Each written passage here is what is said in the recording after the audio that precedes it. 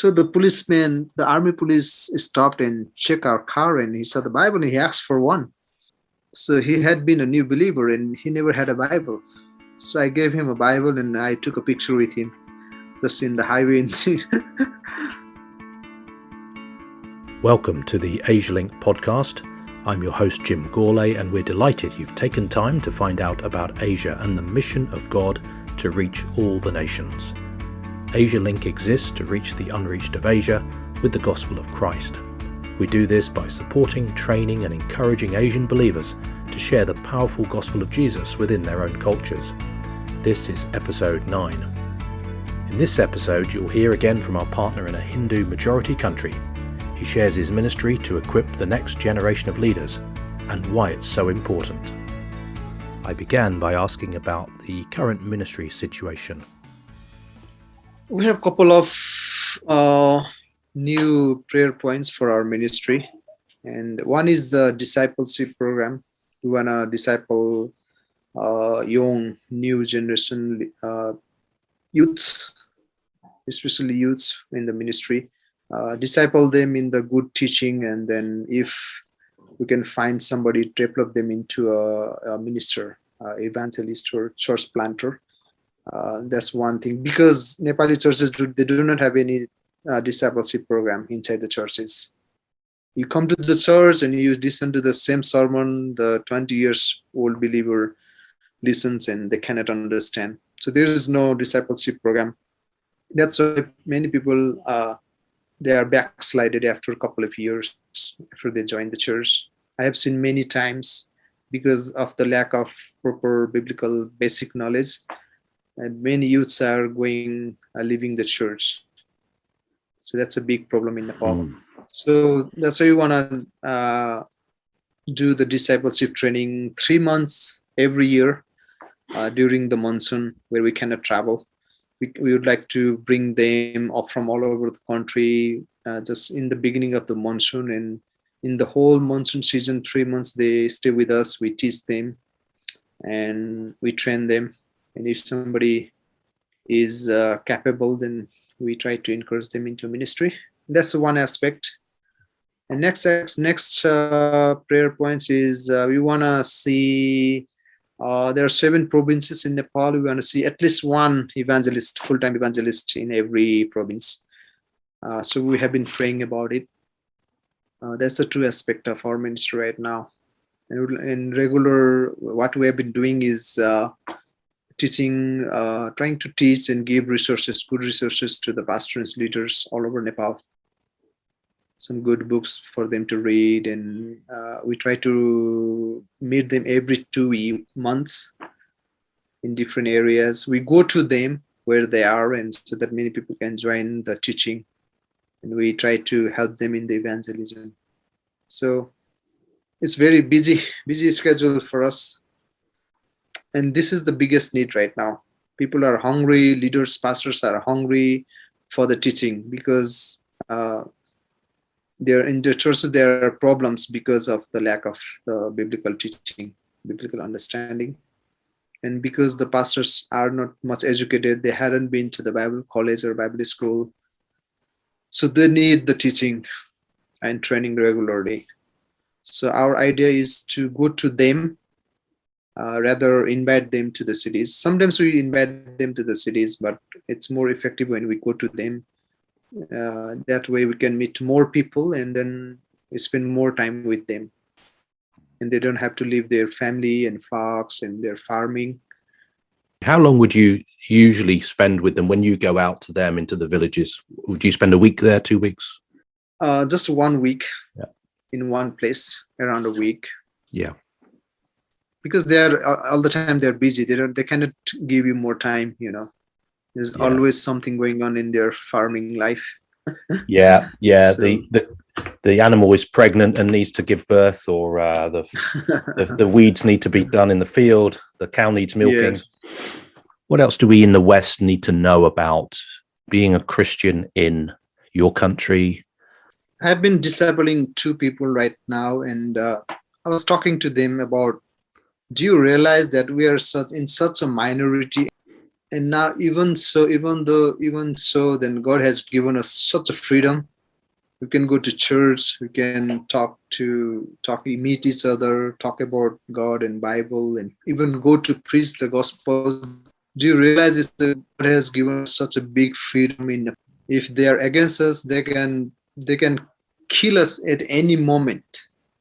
So we are very few in number, in such a minority. So I was talking to them about it, and they realize it, and we are surrounded by Hinduism. You woke up in the morning, you hear the people chanting, and they're ringing the bell, and they're making noise, worshiping the idols, and whole day we are surrounded by the Hindu rituals and uh, the idolatry.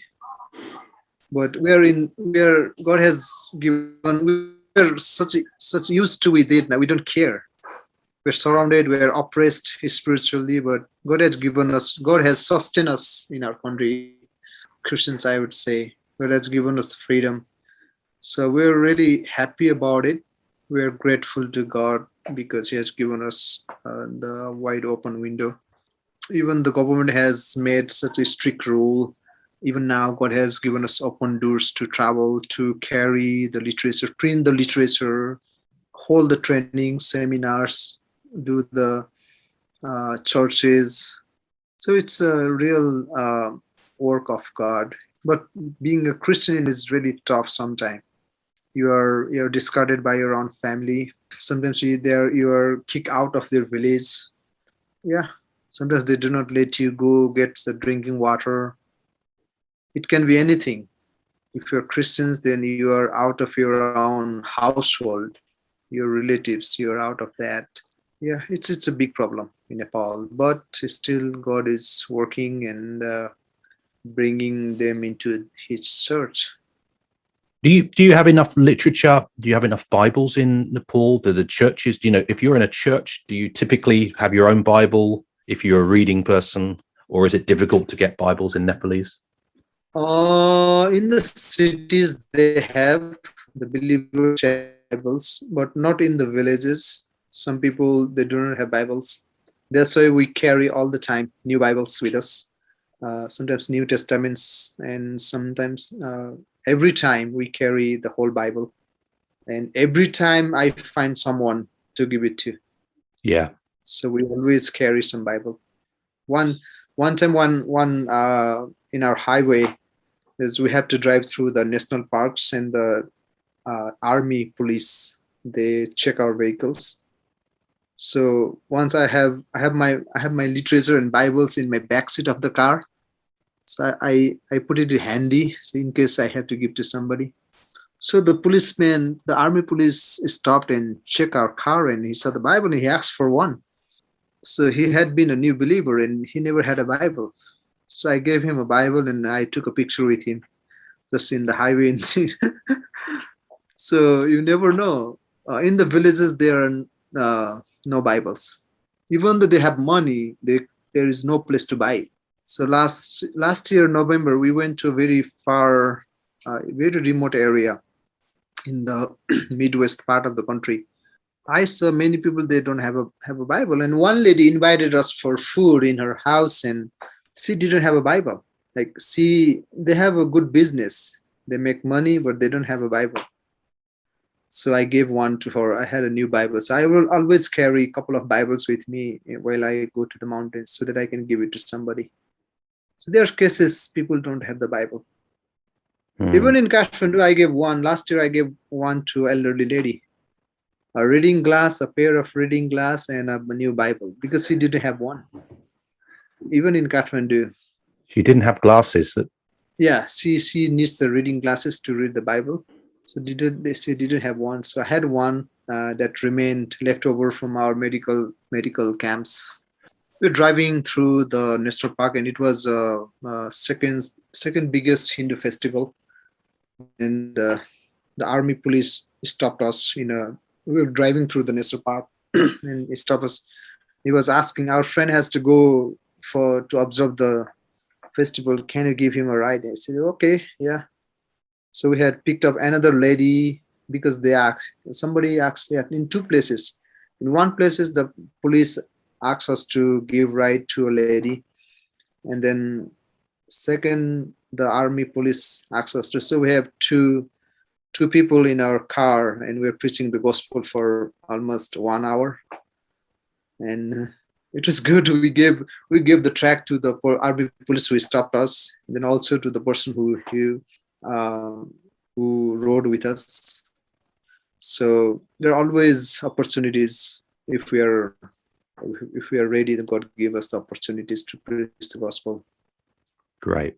That lady was asking us to take some money for the ride. I said, no, you just read the book. That will be a blessing for us. So she was there to worship the idols and observe the festival, but we give them the gospel. So it was good time. So we always do that. We pray for that when we travel. It sounds like many people in Nepal can read and write. Is that correct? Yeah, not the elderly people, but most of the people in mid-age and in young generation, they can read. Yeah. Yeah. That's why we still print. That's why we still print a lot of literature. Yeah. Last year we met two brothers above 70 years in a village. They were Hindu leaders of the village, high caste Hindus, and it took us 3 days for us to preach the gospel to them. So they could read. They had real regions. They could reason. They had a lot of questions, and it took for me 3 days to preach the gospel to them, two brothers. So I gave them. I had the free glasses for them. I gave them Gospel of John, and so they could read. Fantastic. That's great. And what are you doing for the rest of today? What's happening today? I'm editing one book. I'm translating on systematic theology. Oh yeah. So I'm editing one chapter today, and I in the late afternoon I go to our garden, vegetable garden. Every day I walk for a couple of hours in the garden. Oh yeah. What are you growing? Grow around organic vegetables. Do you just use them for your own family, or do you sell some of them? Yeah, we sell some of them. If something is excess, we sell Yeah. to the local market. Yeah. I'm trying to teach the other pastors and evangelists how to survive.